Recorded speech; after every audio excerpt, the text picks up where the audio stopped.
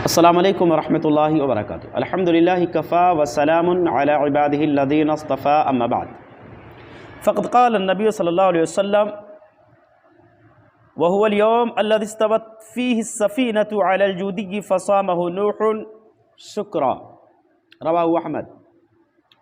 معزز ناظرین، ایک حدیث جو کہ سوشل میڈیا پر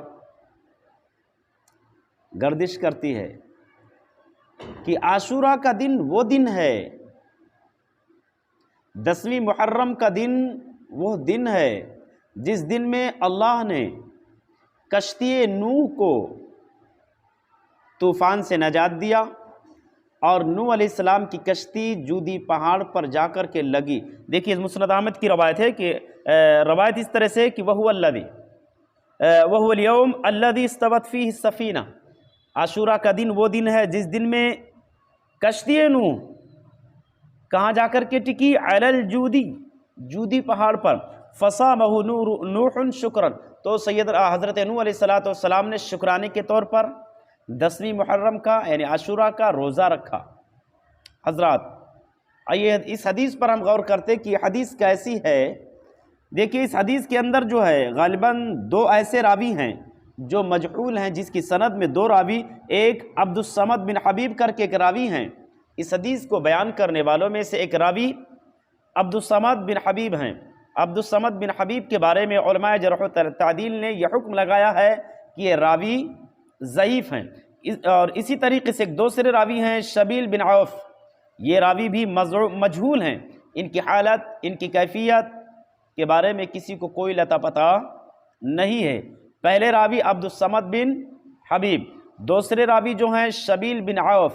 اس حدیث کو بیان کرنے والوں میں سے دو راوی، یعنی اس کے سلسلے سند میں بیان کرنے والوں کا جو تسلسل، جو کڑی ہے، اس میں دو راوی ضعیف اور مجہول ہیں۔ اس لیے ایسے اسرائیلی روایت پر یقین نہیں کیا جا سکتا ہے۔ اور اس کے علاوہ جتنی بھی روایت، ایک دوسری روایت کے اندر ہے، طبرانی کی روایت ہے، وفی یوم عاشوراء تاب اللہ عز وجل علی آدم علیہ السلام وعلی مدینۃ یونس وفیہ ولد ابراہیم علیہ السلام۔ طبرانی کی روایت میں ہے کہ عاشوراء کے دن رب نے حضرت آدم علیہ السلام کی توبہ کو قبول کیا، اور عاشوراء ہی کے دن وعلی مدینۃ یونس، قوم یونس پر اللہ نے خصوصی توجہ فرمائی۔ آپ جانتے ہیں یونس علیہ السلام کی قوم پر عذاب نازل ہونے والا تھا، لیکن جب قوم یونس نے اللہ کی طرف رجوع کیا، رونا گڑ گڑانا معافی مانگنا شروع کیا، رب العالمین نے وہ عذاب جو آسمان سے نازل کر دیا تھا، نازل شدہ عذاب کو رب العالمین نے قوم یونس سے ٹال دیا اور یونس کی قوم کو اس عذاب سے بچا لیا۔ تو یہاں بیان کیا جاتا ہے کہ اللہ رب العالمین نے جو قوم یونس کو عذاب سے بچایا وہ عاشورہ کا دن تھا، اور اسی طریقے سے فیہ ولد ابراہیم علیہ السلام، حضرت ابراہیم علیہ السلام کی ولادت بھی عاشورہ ہی کے دن ہوئی۔ یاد رکھنا اس روایت کے اندر بھی کئی ایک راوی ایسے ہیں جو متروک الحال ہیں، جو مجہول الحال ہیں، کئی راوی ایسے ہیں جو ضعیف ہیں۔ اس میں ایک راوی عبد الغفور کر کے ہیں، جس کو علماء جرح و تعدیل نے متروک کہا ہے، متروک راوی۔ اور اسی طریقے سے اس کے علاوہ بھی کئی ایک راوی ہیں جو ضعیف ہیں، جو مجہول ہیں، جن کی حالت کا، جن کی کیفیت کا کوئی لتا پتہ نہیں ہے، یہ کون ہیں، کہاں کے ہیں، کیسے تھے، کیا پڑھے تھے، کیا نہیں پڑھے تھے، تو کہاں کے رہنے والے تھے، تو کوئی لتا پتہ نہیں، ان کی حالت بالکل مجہول پوشیدہ ہے، ایسے کئی ایک راوی۔ تو یہ حدیث بھی قابل قبول یا قابل عمل نہیں ہے۔ تو جتنی بھی اسرائیلی روایات ہیں، ان حدیثوں کو، ان روایات کو جو ہے سماج میں اور معاشرے میں بالکل بھی نہیں بیان کرنا چاہیے، کیونکہ اسرائیلی روایت ایسی ہوتی ہے نہ تو ان پر یقین کیا جا سکتا ہے اور نہ تو ڈائریکٹ جھٹلایا جا سکتا ہے۔ اس لیے اسرائیلی روایات کو بیان کرنے سے احتراز کرنا چاہیے، اجتناب کرنا چاہیے۔ یاد رکھنا عاشورہ کے دن 10 محرم الحرام کو بہت سارے واقعات رونما ہوئے، لیکن ان واقعات سے ہمارا آپ کا کوئی تعلق نہیں ہے۔ 10ویں محرم کے دن ہمیں اور آپ کو جو کام کرنا ہے، جس کام کو کرنے کے لیے اللہ کے نبی نے کہا ہے، وہ کام ہے روزہ رکھنا، وہ ہے روزہ رکھنا۔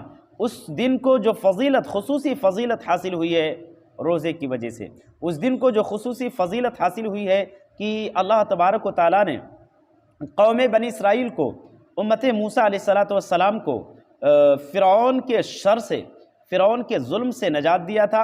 اس لیے سیدنا موسیٰ علیہ السلام نے شکرانے کے طور پر عاشورہ کا روزہ رکھا۔